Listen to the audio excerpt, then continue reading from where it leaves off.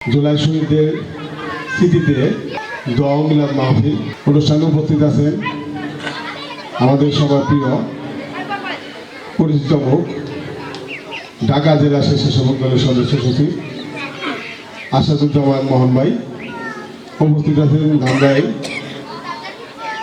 ধামরাই থানা স্বেচ্ছাসেবক দলের আহ্বায়ক আব্দুল মান্নান সুজন ভাই এবং স্বেচ্ছাসেবক দল সদস্য সচিব সুজন ভাই সহ বিভিন্ন অঙ্গ সংগঠনের নেতৃবৃন্দ এবং এলাকার ছোট বড় সমাবেশী ভাই ও মুরব্বিয়ান বর্গ পর্দার আড়ালের মা ও বোনেরা, সবাইকে আমি জুলাই শহীদদের স্মৃতি ধারণ করে আমি তাদের আত্মার বিধি আত্মার মাগফিরাত কামনা করে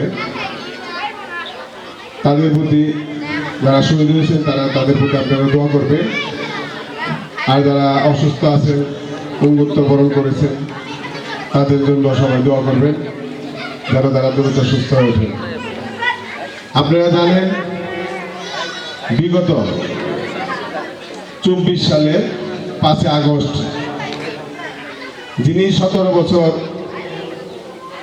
এই বাংলাদেশের জোরপূর্বক প্রধানমন্ত্রী ছিলেন এবং এই দেশটাকে তার ইচ্ছে মতো এই দেশের জনগণের উপর নির্যাতন নিপীড়ন চালিয়েছে।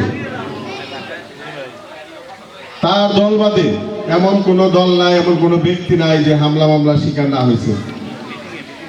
যাই হোক, সবাই আপনারা জানেন আমরা সেই ছাত্র জনতার গণ অভ্যুত্থানের মধ্য দিয়ে সেই 5 আগস্ট তৈরি হয়েছে।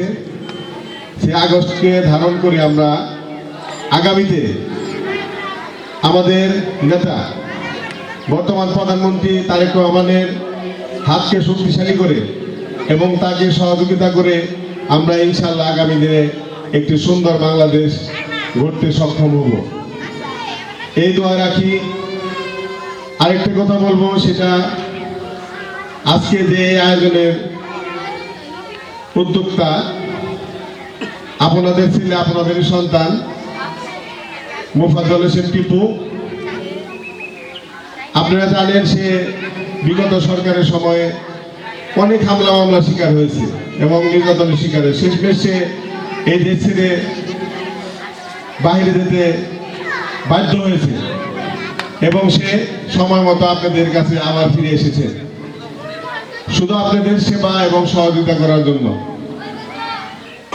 আমার জানা মতো একটা ভালো ছেলে, তাকে আপনারা আগামী নির্বাচনে পৌরসভা নির্বাচনে সে ওয়াদা করেছে এবং ইচ্ছা পোষণ করেছে যে এলাকার জনগণ আমার সাথে আছে, ইনশাল্লাহ যদি তারা সবাই থাকে তাহলে আমি কমিশনার নির্বাচিত হতে আমার কোনো সমস্যা হবে না। আপনারা আছেন তো? ইনশাল্লাহ আপনারা সবাই মোফাজ্জল হোসেন টিপুর সাথে থাকবেন, তাকে কমিশনার বানাবেন।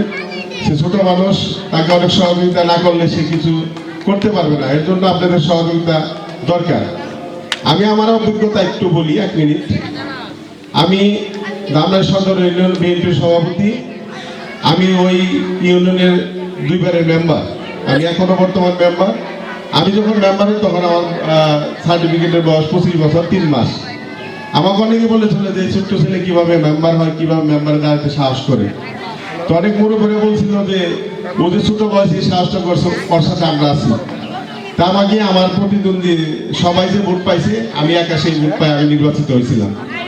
আল্লাহর কাছে শুকরিয়া। সেই রকম আমি মনে করি যে মোফাজ্জল হোসেন টিপু আপনারা যদি সহযোগিতা করেন অবশ্যই সে কমিশনার হওয়া তার জন্য অস্বাভাবিক কিছু হবে না। ছোট ছোট বলে তারে দূরে সরাই দেন না, ছোট বলে কাছে রাখে, বড় হয়ে কিছু দিব। যাই হোক, কথা বাড়াবো না, এখানে আরো বক্তারা আছে, তাদের বক্তব্য শুনবেন। তো সবাইকে আমি জুলাই শহীদদের আত্মার মাগফিরাত কামনা করে আমি আমার বক্তব্য শেষ করছি এবং বর্তমান প্রধানমন্ত্রী আমাদের নেতা তারেক রহমানের সুস্বাস্থ্য এবং দীর্ঘায়ু কামনা করে আমি আমার বক্তব্য শেষ করছি। সবাই ভালো থাকবেন, দোয়া করবেন। আল্লাহ হাফেজ। ধন্যবাদ সবাইকে।